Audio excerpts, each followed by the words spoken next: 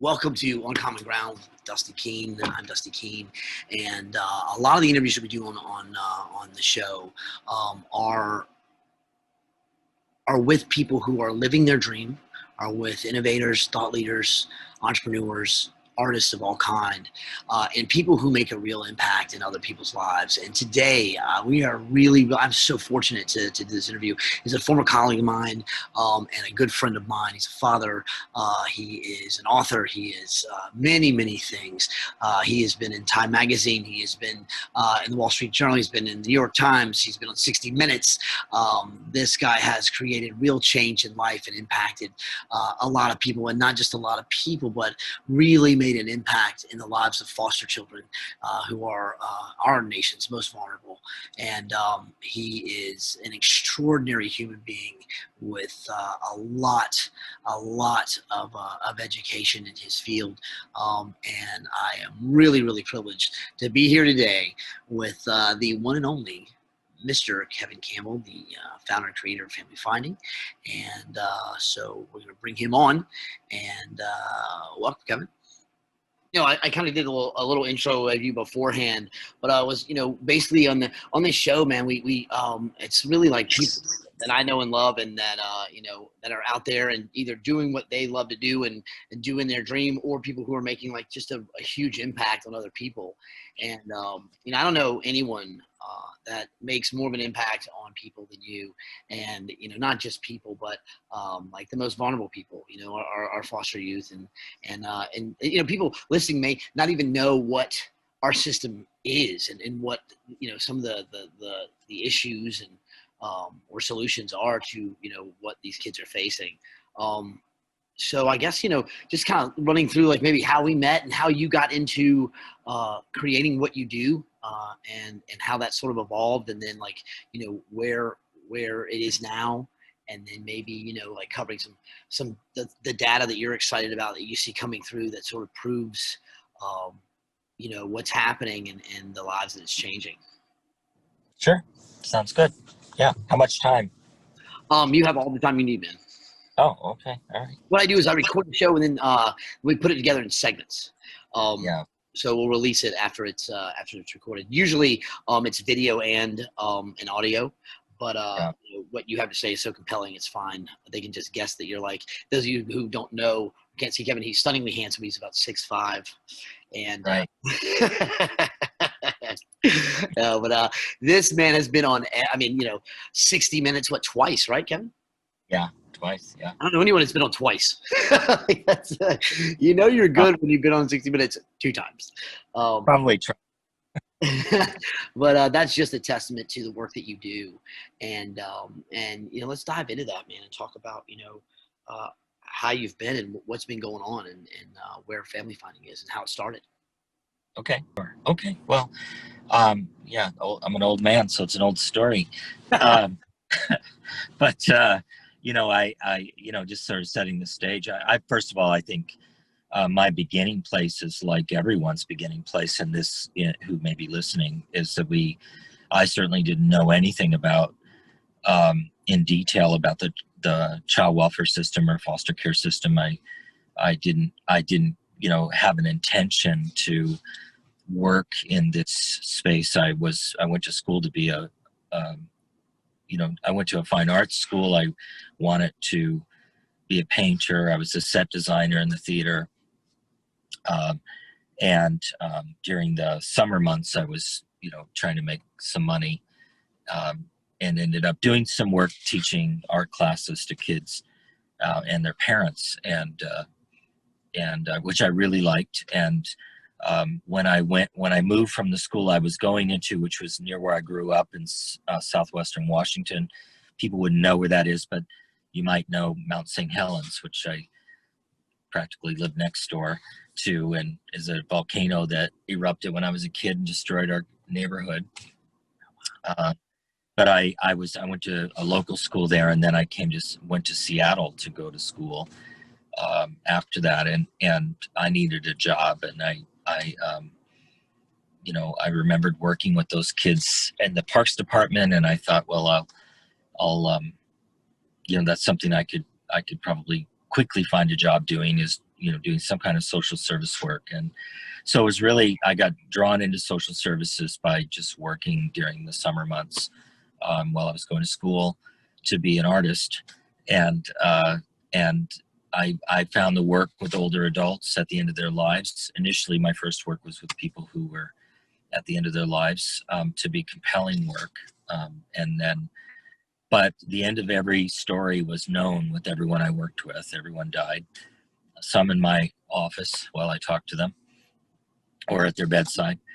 And so I within 4 or 5 years of doing that kind of work, I thought about those kids in those art classes, and I thought, well, I really am compelled by this concept that in this great country that there are people who find suffering in their lives, and I felt very affected by that. And there's a part of that story which is about injustice, and which really caught my imagination. And so I made a transition in the mid 1980s from working with those older adults to wanting to work with kids again. And I got a job overnight awake in this group facility for, basically urban kids who were seen to be so troubled that they should be sent to a rural community to not run away. And so I was in this little crisis shelter where they sent these urban kids from Seattle, mostly black kids, to live on this horse ranch. And my first job was just to stay awake all night while they hopefully slept and keep them out of each other's beds, and or from doing other dumb stuff. And anyway, it does take you long working around these kids before you begin to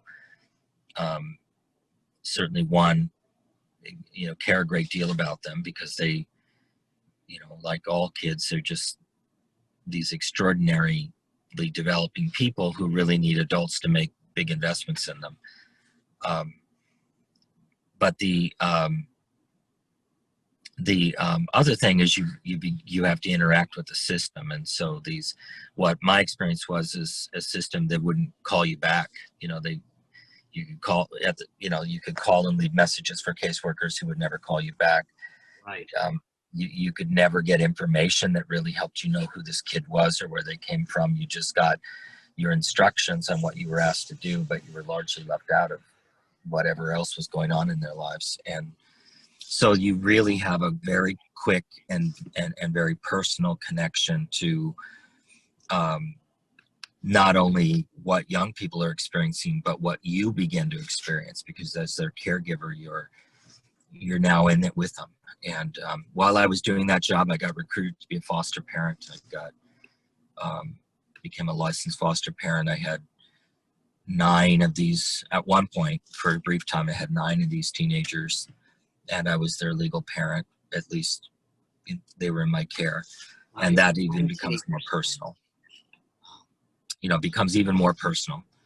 And again, no one calls you back, and problems don't get attention. And of course, the people, when you do talk to them, want you to know how busy they are and how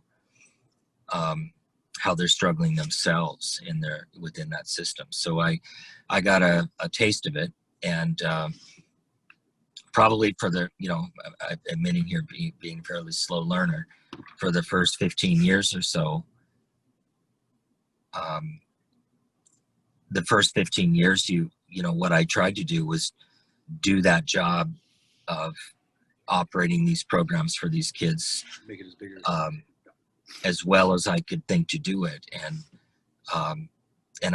ultimately I came to if I could just move this along, I really just came to a personal viewpoint that I had no interest in spending the rest of my life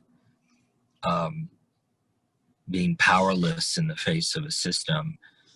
Having been trained as a painter and a set designer, and quite frankly, having I've always viewed myself more as a painter than anything else. Painting for me is always about solving problems. It's not only casting a vision, but it's it's, you know, how do you take that thing you imagine, whether, and I could imagine this could apply to making movies or making music or writing, but you know, you cast a vision and you know what that thing is that you want, and then the challenge of the making of it is solving one problem as after the next. And that's just sort of how I'm wired. And uh, I I just, if I were going to continue to work in this brokenness, um, what I knew is I had to do it in the way that I was wired, which, you know, was like you work through the problems, which also means when you're the painter or the director or the, you know, whatever creative role you're in, you're the master of your own universe in that way. And you know, your creation doesn't happen unless you know, you're able to accept that you know, it's on you. It's so, in other words, Right. you don't allow yourself to be stopped by a system, right? You don't. Right. Systems don't exist for creators. You're the system. Right.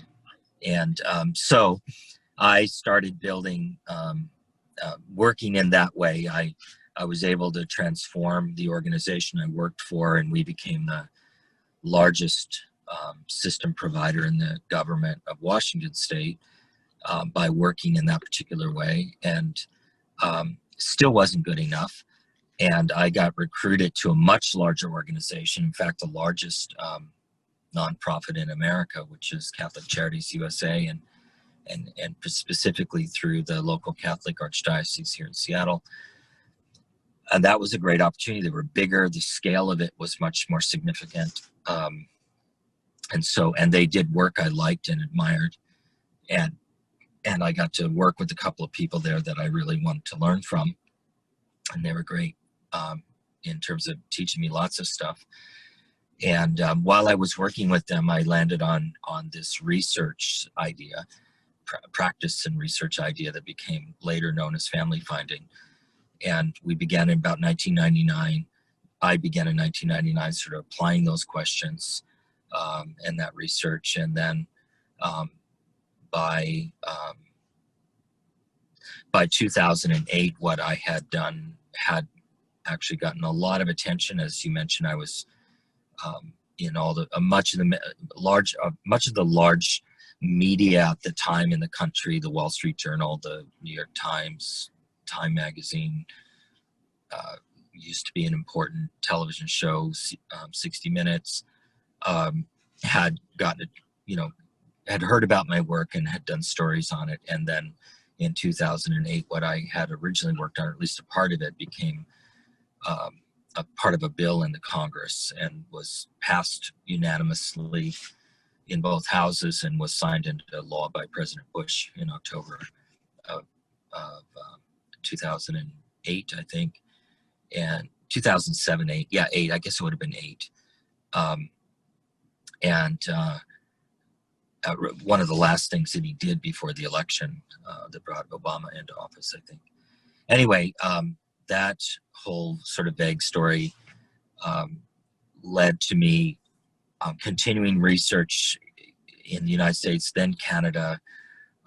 In the last few years, 4 or 5 years, I've had the opportunity to spend some time with people from about 16 Western democracies and some wonderful people in Cambodia exploring these ideas. And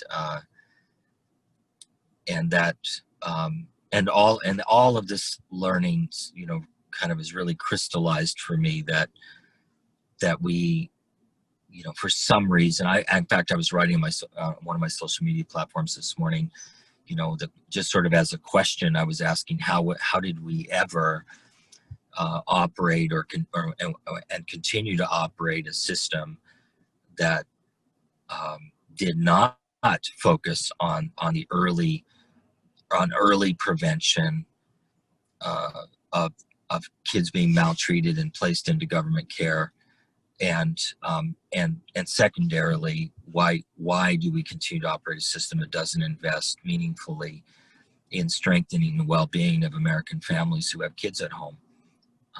why did we ever invent such a system? And actually, I know the answer to that question. The answer is actually very clear. It's well established. We didn't invent it at all. It came to us at the founding of this country from the British. It was really very intentionally part of what was known at the time as colonization, the efforts by particularly European countries to expand their nation states and their power, and what that required was to create governance methodologies that allowed people in power to hold that power, and by definition it meant that there were going to be some groups of people who were going to be a threat to the state. In those cases, it could be American Indians, what became known as American Indians, or it could be people from African countries and tribes, or Australian Aboriginals in Australia. These colonizing structures are real. They have real history, and they were baked in to the founding of this nation and became baked into our Constitution and into our evolved laws. And they don't have to do with what's really good for kids or what's really good for people. It has to do with what's good for holding power in a particular governance strategy. And the truth is, this thing that I was struggling with from my first day working in that group home of caseworkers not calling us back because they had no time to do it, is not about caseworkers not calling you back because they don't have any time. It's about a historical structure that continues to persist and is about power. And ultimately that power is also about money. And the truth is that, we're coming to a point in our country and in the world where, while we still operate that way, it doesn't work well, and we're all suffering from it. And so my little bit about that issue of our democracy is today in my work is about how do we invent a new story? Again, going back to being an artist, I look to people I happen to think that there have been some extremely wise people on this planet well before I ever existed, or even this nation existed, who've said as much. We can look back to Rumi, a 4th century Sufi mystic who said, create a new language, create a new world. Or we can look at Judaism, and in Judaism, one of the major teachings is, words create worlds. In other words, I think that what I've come to believe is that we need to invent a new story about where we go from here. And what I've been doing over the last 5 or 6, 7 years is really focusing on that idea. How do we invent a new narrative? How do we tell new stories? I'm doing some planning with the group about a docudrama series, or no, it's not docudrama, basically it's a documentary series for HBO that I'm helping do some planning around with some major folks in Hollywood. And the whole interest I have in it is simply, I said to them, look, what I'm looking for are the best storytellers in the world, because we need the best storytellers in the world to help us invent a new story of this that actually reaches people. The story I'm working on right now is the truth is that it's going to be hard to find people who don't think that this child welfare system or policing or other structures that we've used to manage the problems of poor people are not working. I don't think you have to really invent that story, because I think people generally agree, even if they're comfortable with where they're at in it.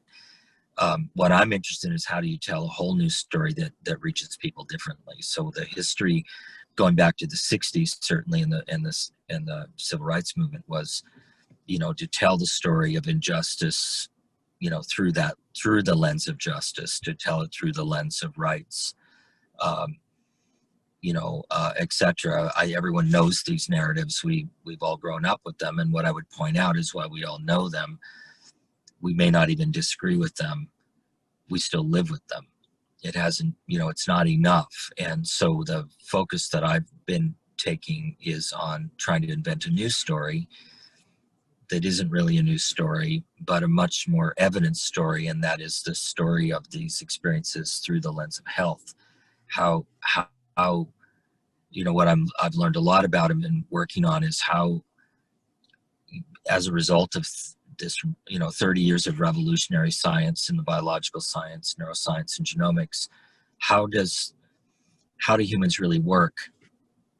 And what's the difference between a person who does really well in their life and a person who does not? And that's not to say that the quality of justice doesn't matter, or that people's rights don't matter. It's just trying to find a new way to tell that story and say, well, you might have learned to accept that there are, people who will live with less privilege than you. But let's just reflect on that story from the standpoint of what that means in terms of your health and what that means in terms of the years you've got on this planet, and not just what happens to you, but how do you transmit that to the people who are around you. And so one thing I've done in the last couple of years since I've become the senior consultant for one of the largest health companies in America, which is CVS Aetna. CVS, people will know CVS pharmacies, and they'll probably know Aetna Health Insurance. They did a merger a few years ago and became one of the largest health companies in the country. And they reached out to me and asked me to give, ultimately they asked me to join as a consultant and help them reimagine their approach as a health insurance company and a health partner in the country to this particular population of people, which are kids in foster care and adoption and other things. And they did that because they had seen my social media work around the health science and genomic science. And so they asked me to do that. I wrote a book for them about 2 years ago.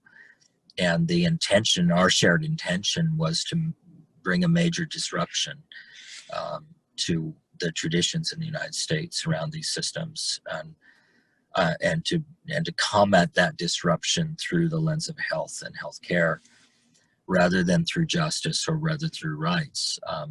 My argument being that the quality of justice matters very little if you don't have the health to enjoy it. If you're too sick to care, yeah, it's not going to matter a hell of a lot. And right. And so let me tie it all together. I've been rambling, but No. So if we're talking specifically about the child protection system, what I would argue is it's proverbially what that is a canary in the coal mine. It's not that it's unimportant that children be safeguarded from harm or death by having adults in their lives who do terrible things to them.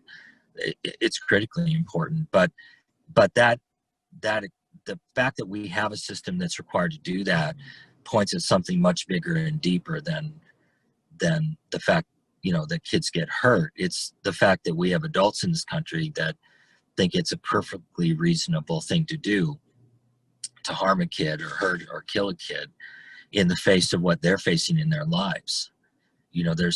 It's, as the public health people would talk about it, that's too far downstream. You sort of missed your moment. If we're making hundreds of thousands of adults so sick that we have hundreds of thousands of kids in care and millions of kids adopted, we've got a bigger problem. And this can't be a narrative than simply about kids, as compelling as they are. It has to be about what the heck's going on in this country that we've made people so sick, and how do people get sick, and what do I mean by sick? And sick can be a lot of things, but if I could just brand new research, right, just in the last 3 months out of the UK. Oh, wow. To make that point about this is 2 studies from King's College and University College London.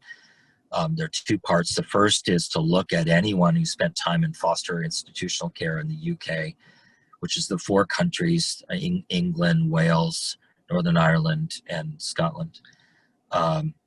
And to look at who was in care in those four countries between 1971 and the year 2011.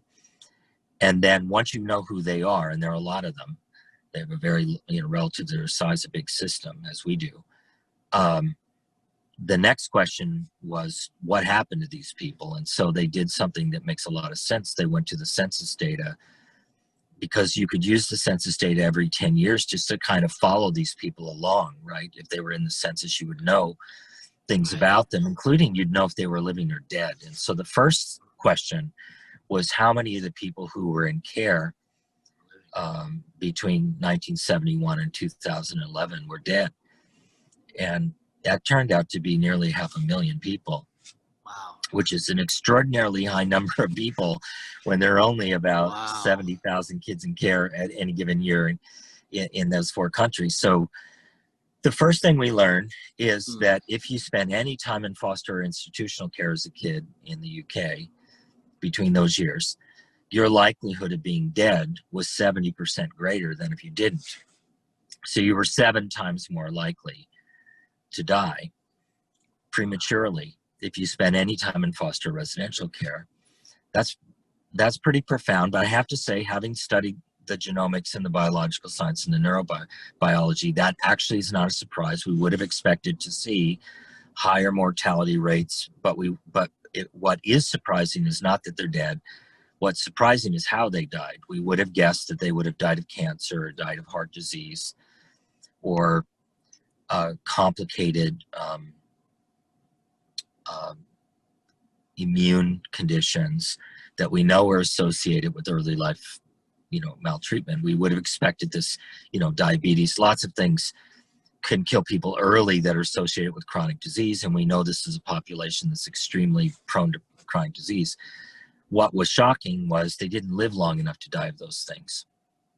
They died of unnatural causes. They died of poisoning. They died of accidents. They died of suicide, and they died of murder.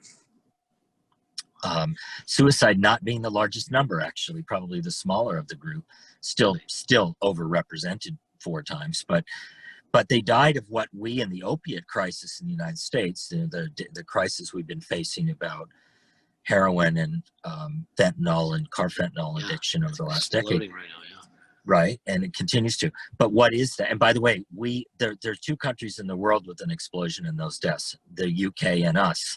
And it reminds you how closely related we are to each other, socially and culturally. Where it came from, where even the system itself would come. Wow. There's no surprise. You really cannot. You have to think about this country has existed for about 237 years since the Declaration of Independence.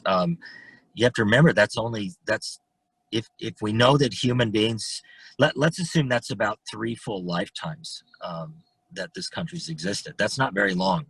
So it's probably not a surprise that we are we parallel them so closely in so many ways, including the fact that we both have these incredible opiate addiction crises going on. But I bring that up to make a point, which is there's a language that we use. I work a lot in West Virginia right now, where the Aetna became the healthcare system for all of the kids involved with the care system in West Virginia last year, or early this year, and beginning next year in Kentucky. And both of those happen to be hot, kind of at huge, the heart of the opiate crisis. Right. Yeah, not coincidental, by the way. But here's what we say, what the West Virginians have called the opiate crisis and the incredible amount of death associated with it. They call these deaths of despair. Wow. And that is exactly what we see in the English study of the child welfare system. Not deaths from chronic conditions we know would have happened, but they die well before that from deaths of despair. We already have data to show that our data in the U.S. doesn't really look different from that. By the way, interestingly, it's exactly the same as Sweden. Sweden's death rate from deaths of despair with this population are also about the same. Wow, that's all the same. Wow, good. Yeah, right. So that's Sweden. Keep in mind, in many other ways, Sweden, it's been, this, Dustin, a big important idea in American history is the idea of living the American dream, right? You got a house, you got 2 cars in the driveway, provide for your kids the American dreams. But today we know that that the likelihood of living the American dream in the world, that the United States ranks 20th. So we're number 20 in the world for actually living the American dream. It's been said if you actually want to live the American dream, what you ought to do is move to Copenhagen's Denmark. Right, it's like the highest quality of life in the world. Yeah, Yeah. and so Sweden's not far. Sweden's high up on the list too. So it is interesting. I pointed out it is interesting that Sweden's death rate for this population is the same as ours and the same as England's, because it points at something. And what it points at is that it points that we will never have a just system that produces what Americans really want from it, as long as we continue to think about foster care and adoption and institutional placements of children from poor families and minority families as a solution. Because quite frankly, that is not only clearly is it not true, because, by the way, even the living, which was the second part of the study, those who didn't die, by age 50, 85% of them were so sick they couldn't work anymore. It wasn't just about the people who died in those studies. It was that the experience just made you so chronically sick so early that for most people, 85% of them, that this idea of justice really didn't matter very much because you were too sick to enjoy it. And so what I'm trying to do, as I'm doing with you now in a very, very scattered way, but is we need a new story, and we need that story to stand in evidence. And that evidence is not why we hate poor people or why this country, is so unjust towards African Americans or Indians or immigrants. It's that's not the story. The story is whatever happens, it's going to play out in your health. And here's the principle: your biography is your biology. That's what you learn in the science. That how you live your life becomes reflected in your health and your health outcomes, and even down to like your thoughts, and you think about some of the things that these children are going through, some of the things that that they are made to think about and put into situations that I just couldn't imagine. I mean, I could go on and on about so many of the interviews I had with some of the children of the system, but thinking about where is my sister, where are these things, and then they just groove these thoughts into their mind of are they loved, or are they, all these things that would produce real outcomes of their health. And then on top of that, the opiates, the drugs that they put in themselves to to treat those thoughts or to treat their feeling of their mood, which is it might be the wrong way to do it, but that on top of that, I'm sure just is why we're seeing that. Well, right. I mean, you heard those stories from your chronicles. And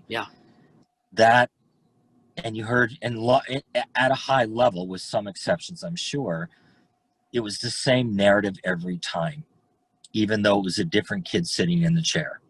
Right. For example, as I remember, the thing I remember about your chronicles that always stood out to me, because one of your questions was, was kind of a wishes question. If you had one wish for your life and you couldn't wish for more wishes, what would it be?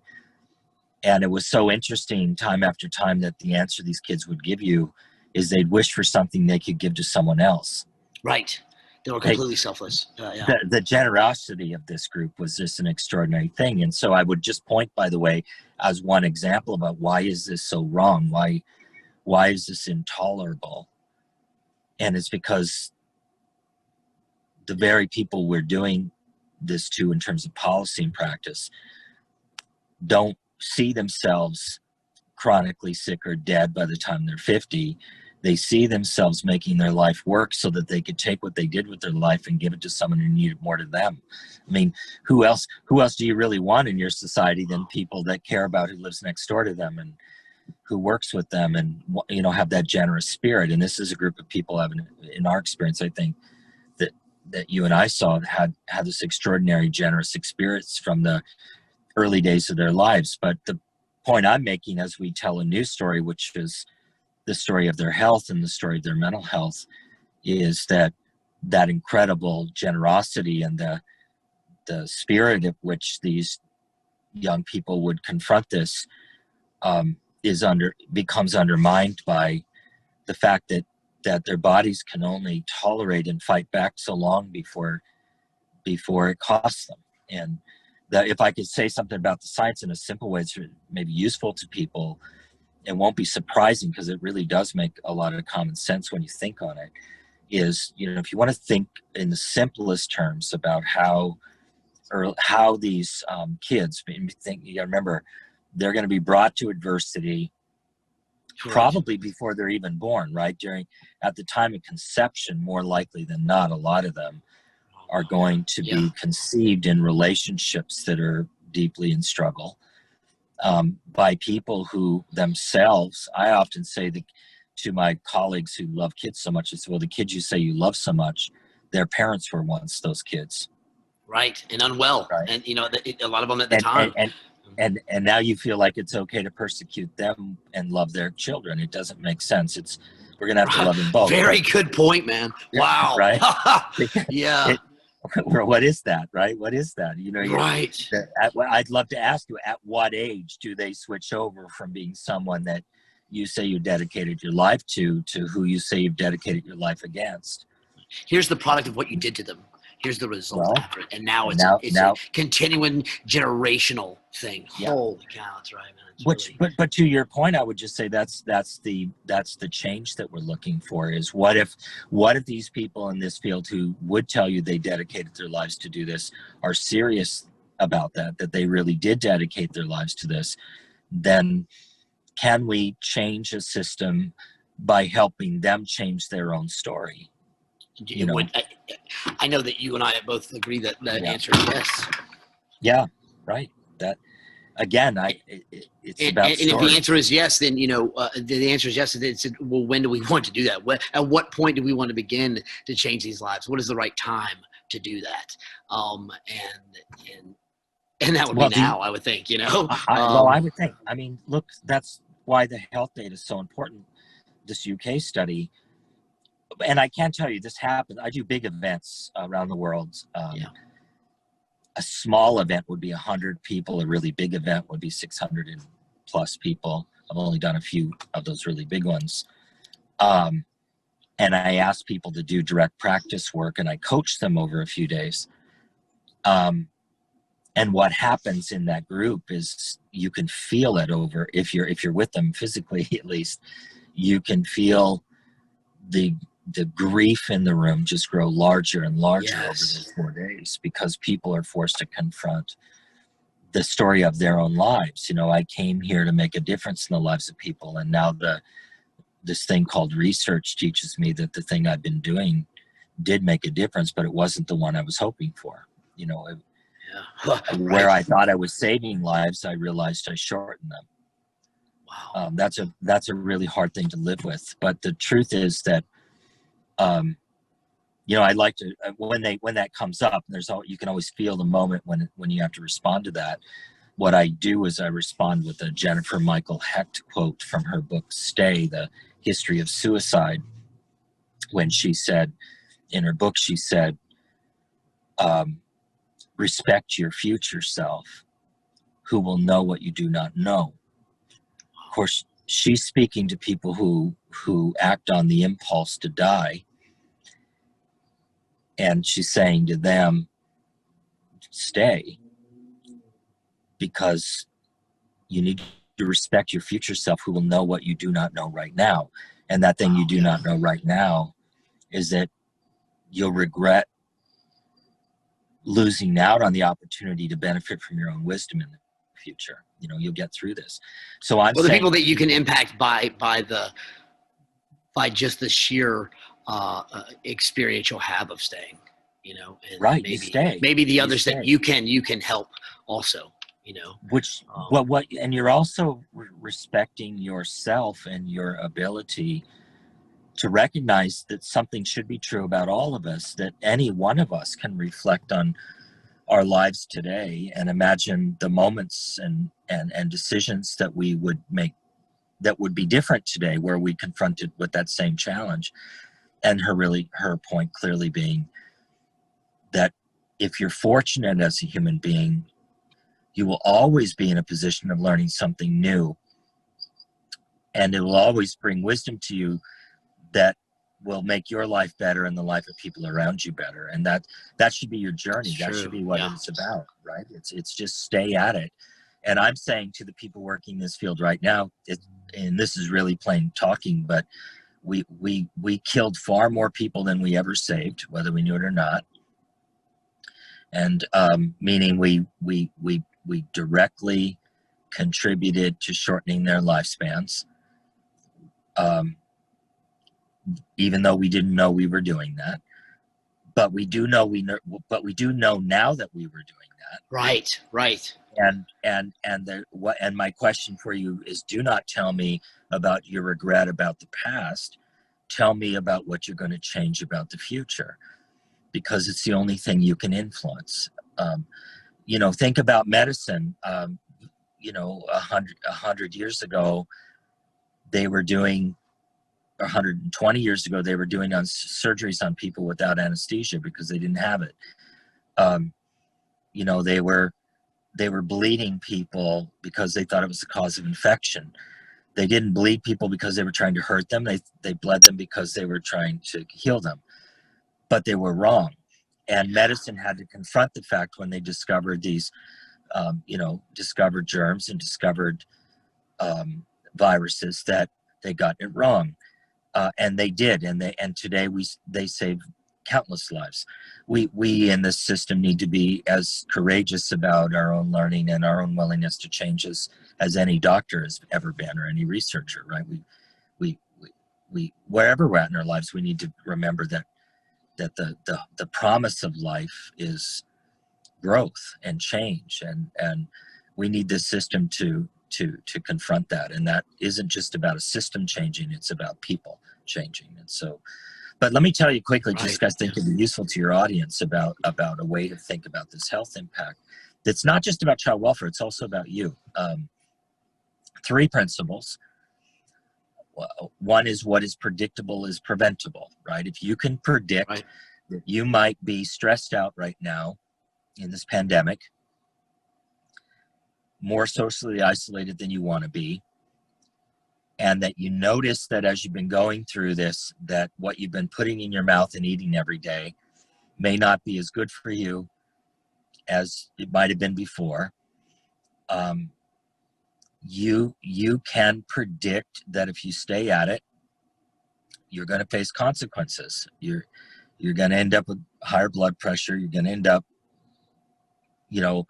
tipping from pre-diabetes to type 2 diabetes. You know that. And so very simply, we need to be constantly reminding ourselves and about the people we love that what we can predict, we can prevent. By the way, there's a balancing act here. Maybe my mental health is better right now because I'm cooking more at home and making more desserts than I ever did. And maybe that actually is working right now for me and my family. I don't think that is the worst decision you ever made. Your mental health really matters. But you got to recognize at some point that you're going to begin to make an adjustment, because you can't keep that up for too long before you're going to end up facing consequences that you don't want to face. What is predictable is preventable. The second one is that our bodies and our brains want to heal, that most of the healing that you will experience in your life comes from your brain and body, not from doctors and not from medicine.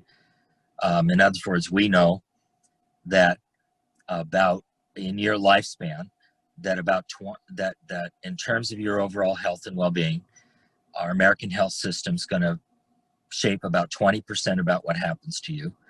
And the other 80% is going to be the consequence of how you lived. So it points at something, which is, don't look to medicine and psychiatry as the thing that'll save your life unless you've got a condition that can only be saved by those things. You really need to pay attention to the fact that you and your family and your people that care about you have a great deal more influence over what happens to your health than systems do, or even our healthcare system does. So we need to remind people you're really in charge 80% of the time, and don't forget it. And then finally, as I said earlier, your biography is your biology. It isn't about getting it perfectly right. It isn't about living a life without struggle. It is not living a life without stress at all. That's not the goal. The goal is to find some balance between making sure not that, I mean, if you can manage negative things in your life, you should do it. But what you really ought to pay attention to, and the thing that will really make you sick, is not the negative things in your life. It's the absence of good things in your life that will make you sick. It's the balancing between that's the good even things down to and the bad good things. thoughts as well. You know, I mean, that's yeah, people don't really so what do you fully spend get your that. time? That's right. So who do you spend your time with? What do you spend your time thinking about, or at least some time thinking about, and become intentional about choosing how you're going to spend your time, you know? Right. Look, getting back to being being people who are creative, whether you do that with music or with spoken word or written words or a camera, or what it might, but the time you invest in doing those things is part of that balancing act.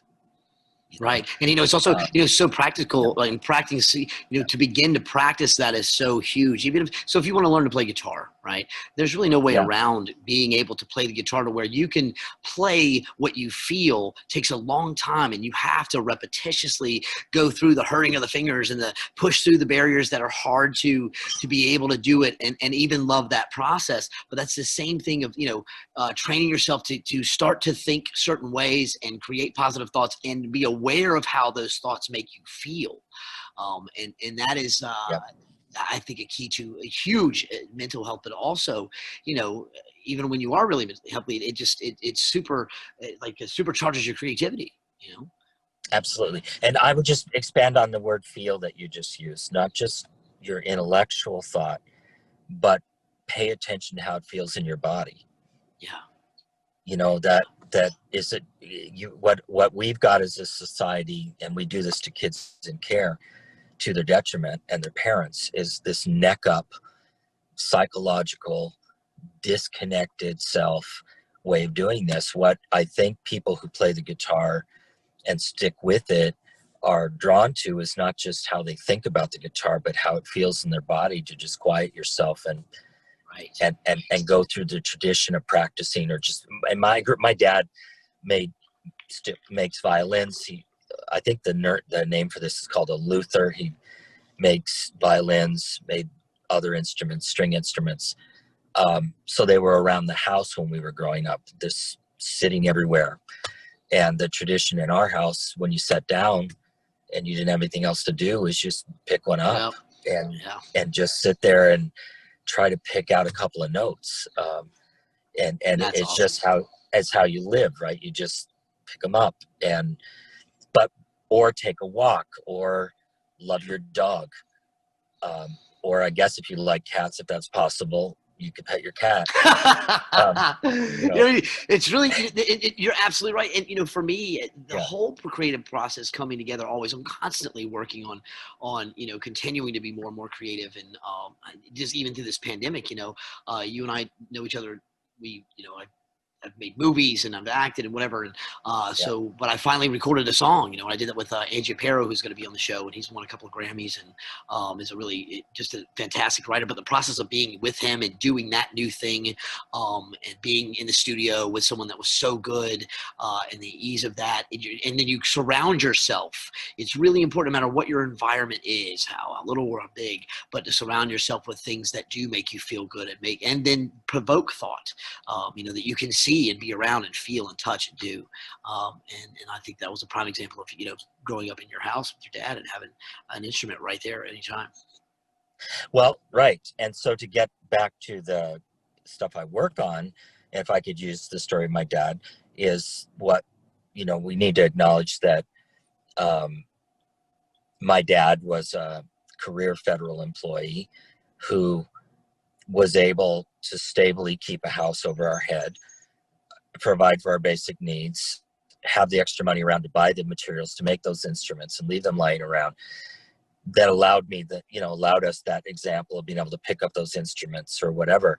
The point is, the majority of kids that get involved in the system don't come from families that have the same opportunity to do that my white, lower middle class family had.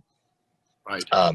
And that waiting for them to neglect their kids or hurt their kids and then putting them with some stranger who you're willing to pay enough to keep a roof over that kid's head doesn't make any sense at all, does it? No.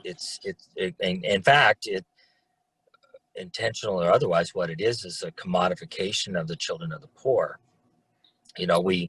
We know that 80% of the kids who end up in this care system are there because of neglect, not because their parents abused them, but because they couldn't provide for their basic needs over time in what could have been a very serious way. And again, a lot of times it's a product of the same system that you're seeing this in. So it's generational. It's continuation, right. But what we would do is what we thought was a great solution was to take those kids, and still do, take those kids away from these people and then pay a lower middle class family money to take that poor family's kid or a group of kids. And by the way, it's not just paying them, it's paying the social workers, paying the judges, paying the therapists, paying the health people, the fully loaded cost of that. You can, like you and I know, having worked with older teenagers in the system, and a lot of people probably wouldn't know this, but for the all-in cost of one kid in that system in North Carolina for a year is the same of room and boarding and tuition at Harvard. Wow. It does not surprise me though, because you see all the people that are paid around this person effectively to add it up. It's unbelievable. You hit on that. It just reminded me of one interview that I did that I've never been able to forget. And this kid was 10 years old, and he had just CPS had just brought him in, and he was being going through processing, and they were looking for a family for him, and he's just kind of flipping out, in this interview a little bit, and he was so honest and so authentic. And he was like, I don't know what's going on. He's like, they're driving me around saying, oh, isn't that a pretty house? Isn't that really pretty for hours in front of the house? He said, man, I'm worried about where my sister is. Right. I've been the one that takes care of my sister her whole life. Where is my sister? Why did they take my siblings from me? And he's 10, and I remember being, with you and first of all, working with you was like one of the most amazing chapters of my life, man, and eye-opening in so many ways. But discovering what this system really is, I hate to tell you, was so just heart-wrenchingly disappointing. And we were in the Senate one time, and I remember Senator Landry was there, and she was like at the head of the the budget allocation for foster care, which at the time I think was like $7 billion. And she's watching some of these interviews and some of these things, and she's crying at the podium, and vowing for change. And then within that group of people was that the Superior Court judge from Pennsylvania, and he said, if you got all of the smartest people in the world together to come up with a system that was the worst possible system, the most harmful system you could possibly come up with, that's what we have as our system in America and how we treat our kids and our most vulnerable people. And that just blew me away. And then you add in the fact that, some of these interviews I did, I would be interviewing, a kid in the 3rd grade who just could barely get through the interview. And then I find out, like, what is wrong with it? This kid is totally doped up. They have this kid on 5 different medications, and I don't know how that would be even okay with any FDA treatment. I mean, there has to be consequences of mixing that many different medications, but this kid was on it, and the foster parent was really concerned about, could you make sure that he really is aware that he needs to do his chores? And I was like, if I was on this medication, I might jump out the window. I'm an adult. Yeah. I can't, so it was just really shocking, a lot of it. Yeah.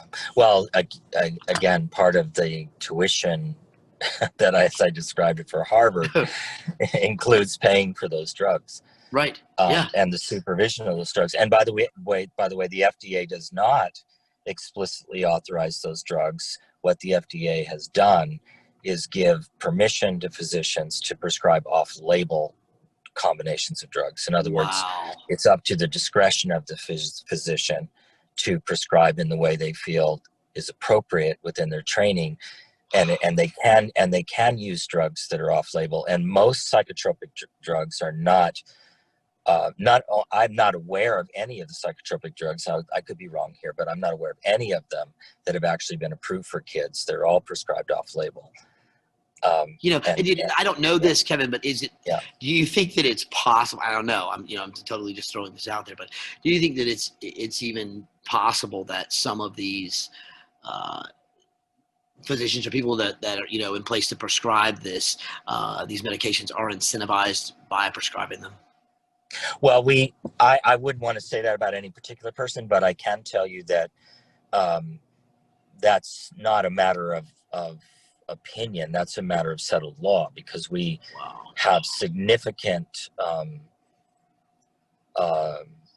findings, but in the federal courts against the the pharmacy companies for intentionally basically bribing prescribers to give particular drugs to groups of people. So we know that. So we know on one drug that I can think of that was in the From Place to Place movie, that the maker of that particular drug was fined $500 million for paying doctors to prescribe them to children when there was evidence that they would do harm. So we know that. It's not an opinion. It's not an unsettled question. We have lots of examples of settled lawsuits on that. It's amazing that that's even fathomable. But you said something that was just so powerful. You said that what is it? The percentage of people that have been through this that die of despair. 70%. 70%. Actually, that's not correct. They have a 70% increased likelihood of dying early than people who did not have these experiences. And when they do die, they die more likely from diseases of despair than these are technically known as unnatural causes. So if you looked it up on your smartphone, what an unnatural cause is, you would see it is a poisoning, which, by the way, is code for overdose,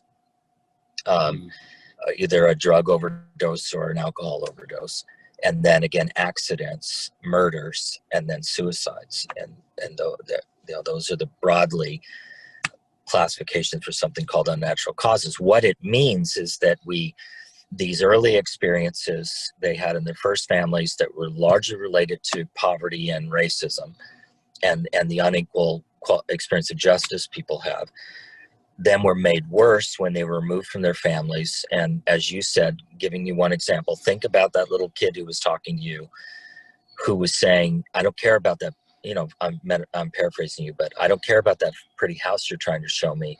Where the hell's my sister? Right. And the distress that goes with that. How many people listening to this have ever had someone you loved literally missing? Right. And you felt like you could do nothing about it. How does that feel in your body? How long would you feel that way?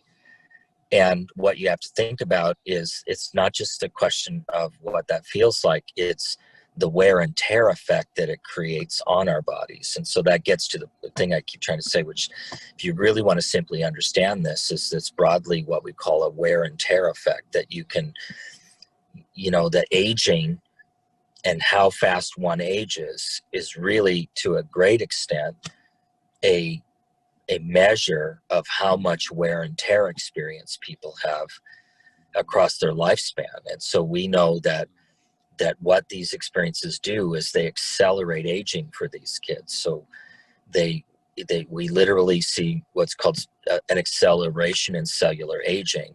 And so while these kids may not even look like a really troubled kid in front of you, there might be the easier, the foster kid who quote unquote is doing better. That may be so, but it doesn't mean that it's not coming at a cost to them. It doesn't mean that their aging hasn't been accelerated. And so the reason these lifespans are shortened ultimately is that there's an unrelenting pressure that comes in many forms and is not strongly balanced by those good experiences that I mentioned. because there are very few of them. And so what it does, damage has been done, right? Yeah. well, it's like driving your car too fast, too hard for too long with no maintenance. What's going to happen? Yeah. It's exact that the chronic disease portion of this is exactly in many ways is like a mechanical analogy. It's like what happens to your car. You know, you could take 5 Priuses or 10 and drive them all really hard, and they probably all won't break the same way because each one was made a little bit differently and will have different vulnerabilities. But they will break. And that's what's really going on with these kids, is that we even the ones who aren't the hardest kids who end up in the institutions are going to have an impact on the rate of cellular aging, and that constant, you know, and that impacts us all. That impacts us all, whether we well, recognize it or not. Right. So we literally know that there are some people who lived very fast, mean lives. And there are nice, privileged white men who live really slow. You know, if you think about Baltimore right now, actually Chicago is the best example of this right now. If you compare the lifespans of oppressed African-American men in Chicago to the most affluent white men in Chicago, it's a 27-year difference in lifespan. So the average age of death of an African-American man in Chicago is about 49 years. And the average, or 49 to 52 years. And the average death of a privileged white guy in Chicago is about 82 years. So actually that's a little more. That's one of the most extreme examples. The lowest expected lifespan in the country is actually on the Wind River Reservation in Wyoming, which is a native tribe, and their expected lifespan there is 47 years, which is lower than living in Haiti. And then what that function of that is, beyond being injustice and very plain evidence of it, is what causes that is that incredible acceleration in cellular aging and all of the health problems that then develop in a variety of ways for the individual in that condition. What's that tell us? Well, if you wanted to change that outcome, you would make the investment in first of all, you'd have to recognize that the people on the Wind River Reservation are actually people who have the capability of living a good long life. But in order to live that good long life, you need to have access to the same basic things that every other person has. And that's not the system that we've got. And these kids in this system are the worst examples of that. I remember one time yeah. You've had an impact in so many different ways in this system, and with the people that you work with, and including even people like me. I think that anyone that gets around you and is fortunate enough to be around you and work with you is changed forever in a great way. And I remember one thing we did. We went up to I think it was San Francisco, and we kind of snuck a film crew into this facility, this lockdown facility, and we started interviewing the kids. And the content of the interviews was just so damaging to that institution that I think that was one of the reasons why they were shut down permanently. And let me point out to what you said. Yes, it was. And let me be clear. They shut themselves down permanently. Right. The government didn't come in and have to close them. These were good people that when they saw what you filmed, and were confronted, because these are people who before they saw what you filmed would have said, I love that kid. Right, he's doing great. Well, they might not say that. They would say, I love that kid.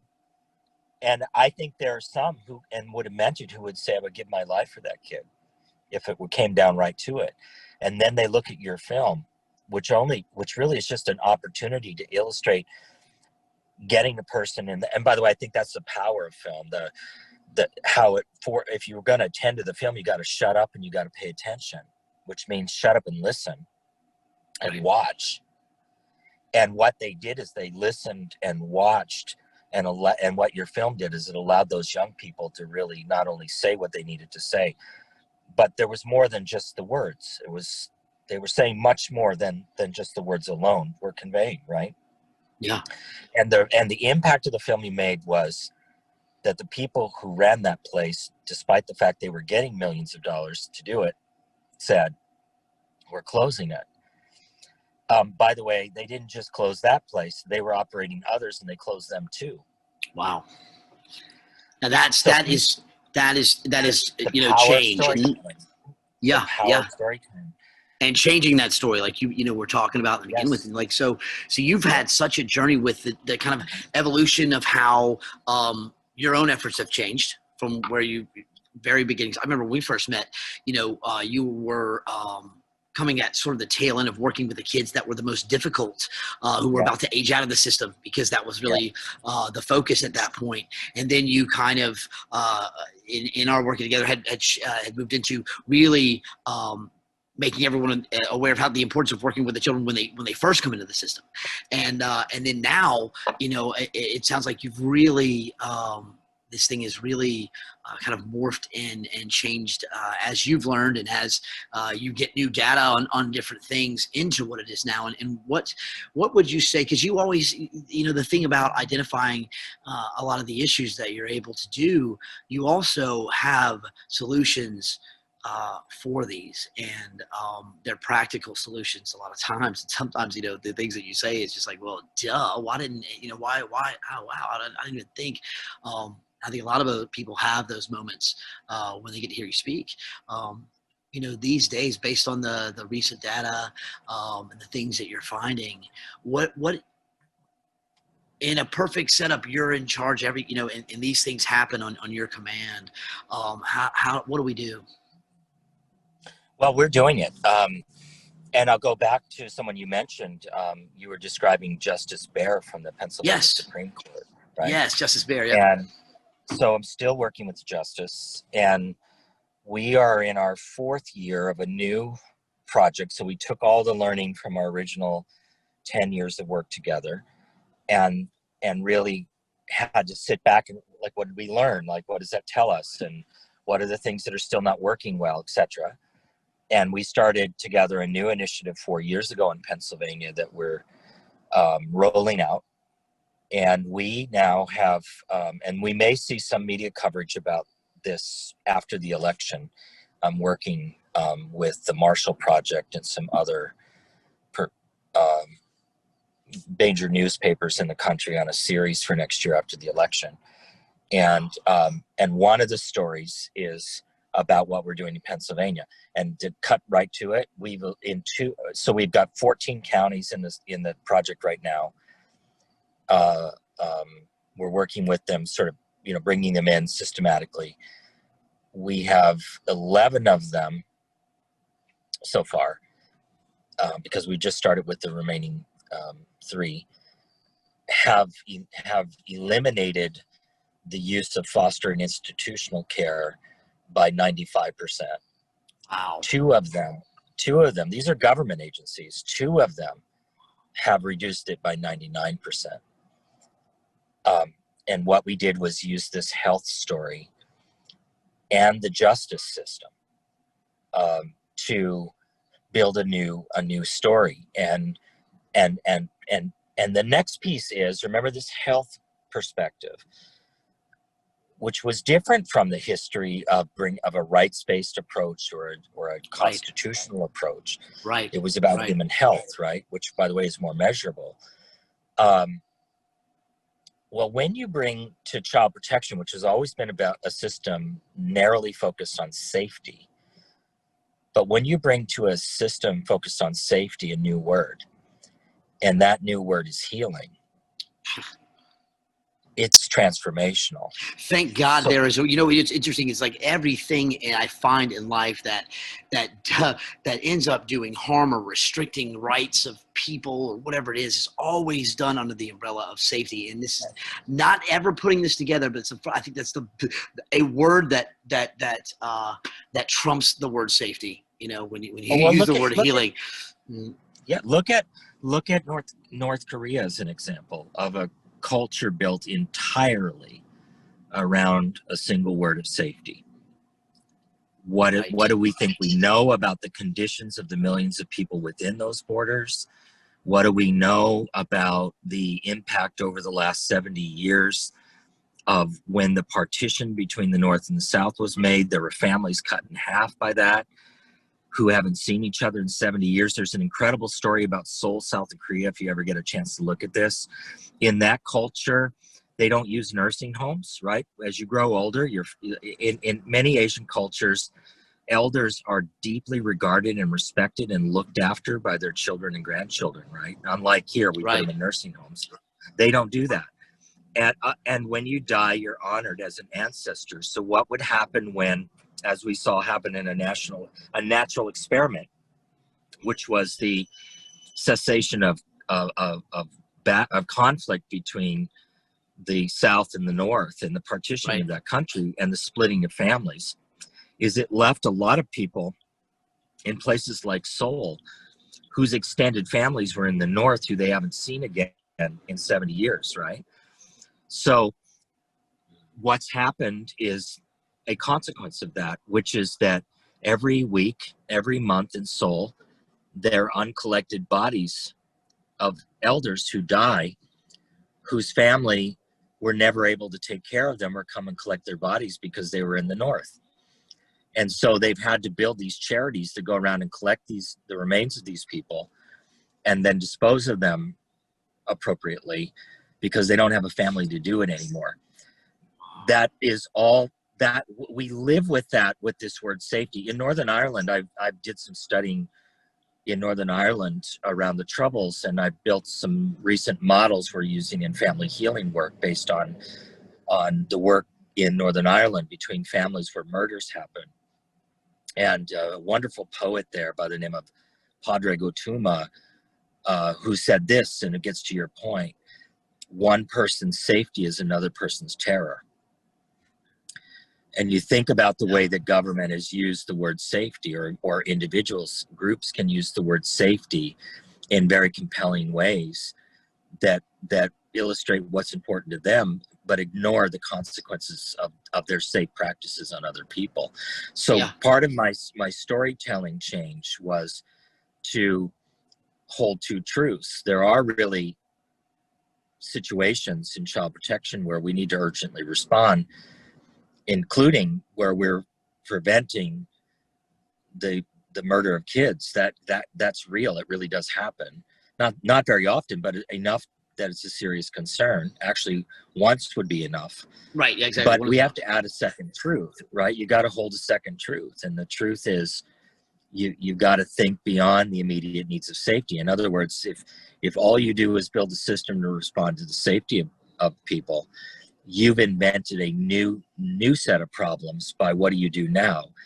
And what the health information's allowed us to do was to recognize something about parents and grandparents and young people who've had the impacts on their health and mental health of these kind of oppressive experiences, is that it does have consequences, and they're deep, and they can lead to, as we've talked about, very serious lifelong health and mental health problems.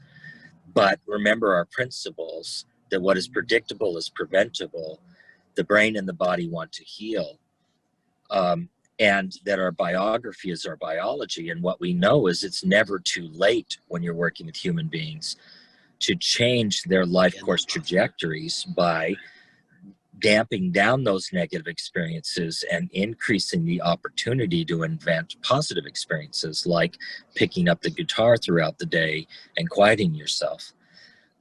So in other words, when we introduced the idea that, and this is a big change because you and I actually worked on this together, so you'll recognize this, but the chronicles that you made and we were working with the other agency in the state about, we're on this idea that what you need to do for kids who can't live with their parents is get them permanent parents, right? Through adoption, right, kinship and by the way, arrangements, and paycheck behind that as well. Right. But here's the thing, right? We were told to do that because the data that we were given said that if you don't do that, these kids get sick and they end up homeless as young adults, right? Which they do, and we have seen. But we had a new study come out in December of last year from the University of Chicago at Chapin Hall that went out on the streets to find out who actually is homeless, right? So we had this narrative about how you become homeless, but they wanted to know who actually is homeless. Right. And guess what? 40% of the actively homeless kids they interviewed didn't get there because they aged out of the foster care system without a parent. They got there because they left the foster parent to a parent. That permanency that put as many people into homelessness as not having permanency did. And what that pointed to was the body doesn't give a shit about your permanency. The body's going to do what it has to do. And if you put people through these kinds of experiences, and then finally at the end you say, well, here's some shiny new adoptive parents for you. You know, we're heroes. By the way, where's our $10,000 incentive payment? Right. Guess what? And we did no work on, like, dealing with the issues of grief and loss or any of that stuff. But here you go. Here's a bow on them, on her. Yeah. So what you see is the best solution that we've had for 25 years in federal policy, which was moving people from bad people to good people, didn't change the life course outcomes. They look pretty much the same. And that comes back to that word healing, that what the biology of this shows us is that you may not have any choice whether you like it or not. You may have to go into the dog's mouth and make an investment in healing the family you took that kid from and the kid. It may be the only way to give them a real chance at finding healing in their life. And ultimately what we talk about in my healthcare work today is we define a good outcome as living a good life, not by my terms, but by your terms. Yours, right. What do you say is a good life? So my first question to kids after we get them through the crisis in the moment and parents is, tell me about living a good life. If you were in a position to live a good life, what would it be? What do you say is a good life for you? And by the way, there's a second question. What would you not want in your life? Yeah. What would you not want? Because to me, important to identify that as well. The freedom of the whole point of this democracy, which is supposed to be freedom. And there's nothing more important to the idea of freedom than an individual deciding what a good life is and what it is not. And then the second part is holding the health to actually live those things. And to me, that's the starting point, right? The starting point is about having the freedom to live a good life and the health to do it. And we should build systems that do those two things instead of continuing to spend money on a system that does neither. Great. Wow. No, that's absolutely, man. And Kevin, I hope that I know that you're told plenty, I'm sure, but I hope that the gratitude that so many of us have for you for getting up every day and doing this work and putting your whole heart and your whole energy and your whole effort into it, being a husband, being a father, and then also, going out there and the amount of miles that you have traveled and the amount of people from all walks of life and all nationalities and countries and just the ability to do what you do, know what you know, and continue to grow with that.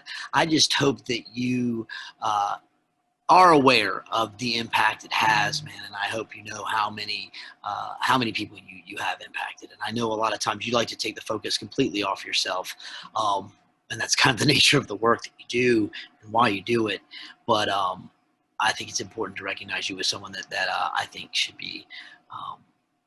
should be, held in esteem and listened to, as far as one that has great ideas for everyone, because of what you've learned in this life and what you've been able to see and do. Yeah, well, thank you very much. Of course, I don't want to put something into our interview that makes it less than useful in the future. But as you know, as we this week move into October, we're in the final days of an important election in this country that's going to define the future. And I think everyone ought to take that very seriously. And I do want to mention to you, it's not my intention to influence the process, but I will tell you that that one of the campaigns has reached out to me to consider an appointment to lead one of the major national institutions. And that what that makes me realize is that there are leaders in the country who understand this science and understand the health consequences and social impact, that as a part of this election are thinking about what they're going to do in office, and are already reaching out to people like me and others to position us to help take on a role serving the nation in shaping policy at a national level on these kinds of ideas. We are not that far away from the possibility of a historic and revolutionary change. I did a talk last week called Mindfully Positioning in Revolutionary Times, and I was quoting the person who's considered to be the author, the father of the modern welfare state in the world, in the U.S. too, by the name of William Beveridge, who said revolutionary. He said he was talking about World War II in England. He was saying that we are living in revolutionary times, and it requires revolutionary solutions, not patches, not band-aids. I agree. And that's how I see where we're at. There can be no doubt, and it is out of our control for so many reasons, that we are in revolutionary times. Yep. And what we need in terms of leadership is a recognition of those revolutionary times and the courage to bring revolution to solutions rather than just trying to patch it and keep going, because what we've done is hurting far too many people, and increasingly the majority of Americans are at risk in this. And I personally feel called to that. Not called to sustaining the kind of incredible inequality in this country, but trying to return to the true sense of a democracy in this country. And people, if you don't hold your health, your democracy doesn't matter much at all. Right. May as well be in China. Right. No, you're right. Well, Kevin, I am really, really pulling for that to happen. And I think anything that happens that puts you in a position of being able to make decisions in what you put your life into is the right move. And I think we'll see some amazing change because of that. I know you have a really busy life and many things going on, so I won't keep you too much longer, man. But I just want to tell you, thank you so much for taking the time to talk with me, man. And it's been a while since I've heard your voice, and it's really good to know that you're still out there doing it for us, and I'm just I'm glad to know you, man. Well, I hope you can take the recording and make something coherent out of my words. But thank you very much. Are you kidding? I think anybody that's going to hear it is going to absolutely love it. Yeah. Kevin, thanks, man. I'll give you a call later this week, man, and chat and catch up with some stuff. Great. Thanks so much. Talk to you later, Dustin. Thanks, man. Have a good day.